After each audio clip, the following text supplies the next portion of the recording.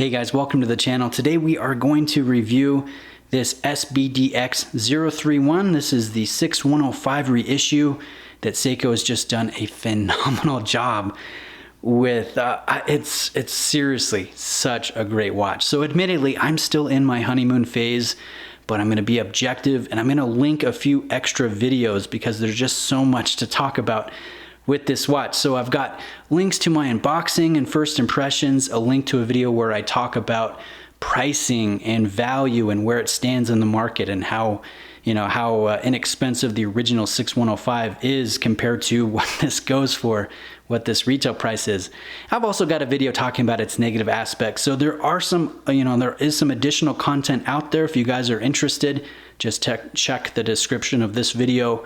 This one, we're gonna focus on details, dimensions, what it's like to use and own, and hopefully you guys find this beneficial. Now let's start with the dimensions. I'll put them here on the screen, and although they look huge and massive and maybe a little bit intimidating to those of you that have smaller wrists, like most Seikos, it does wear very diminutive. In fact, it's a little surprising how small the watch wears.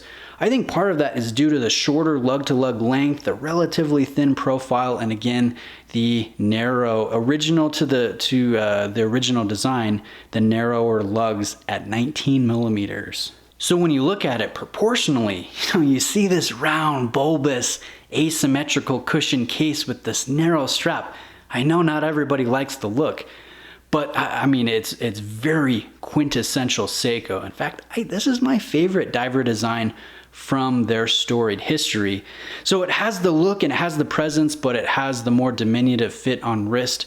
My wrists are 7.25 inches in circumference, and it really melds very well. If you can wear a turtle, this is actually gonna wear a little bit smaller than these modern SRP reference turtles. Now, I hope you've noticed how sharp the watch looks, how dynamic and well finished it is, especially in these natural light shots.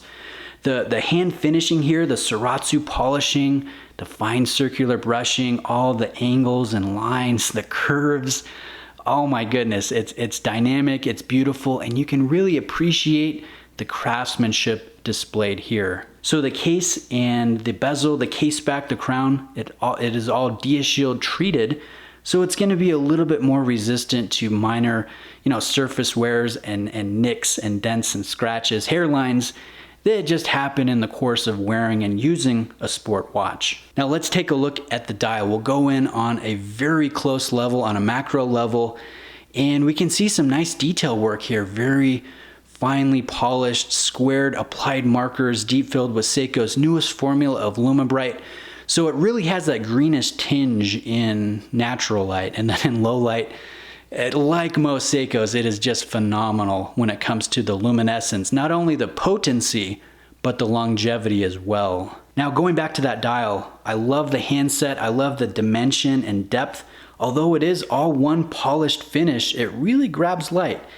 And they're not the most legible. I mean, they're really just stick hands, but there's something about them. They look very sharp, and I love the lollipop nature of the running seconds hand, and that little pop of red looks very good. Now, one thing to note for the negative, your running seconds hand, it's not quite as nice as your hour and minute hand and your applied markers. You can tell it's a little thinner, and you get it in the right light and you're super zoomed in like this, you can see a little bit of undulation there on the form of the metal, which you can't see just when you're gauging the time, when you're looking at the face of your watch.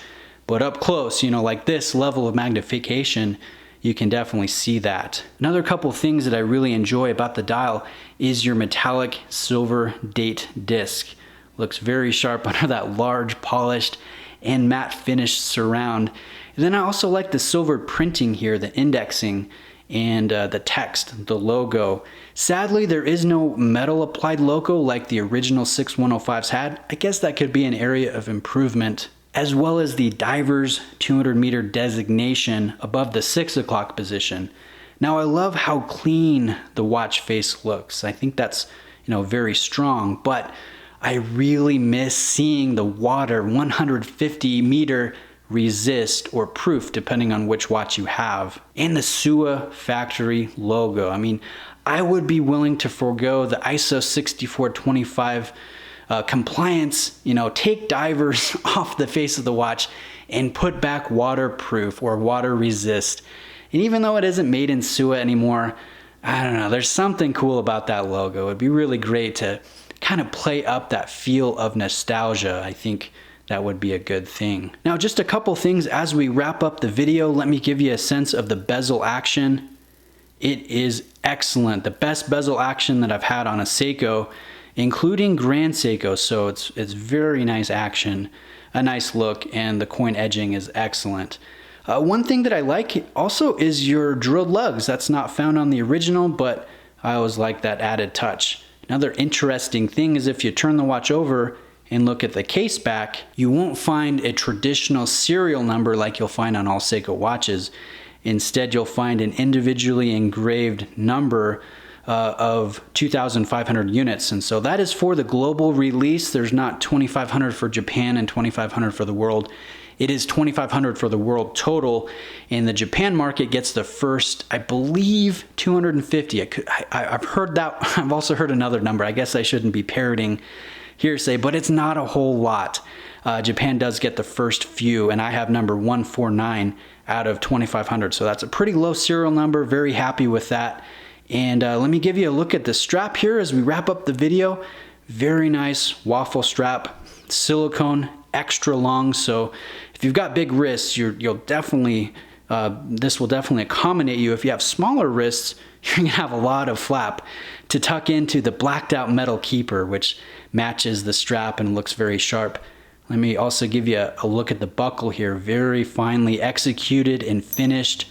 And if we turn it over, that's where you'll see the Seiko branding. So let me sum up. In conclusion, Seiko has just done an excellent job with the watch. It's beautiful, it's well made, it's accurate, it's got excellent finish work and bezel action. And yes, it is pricey.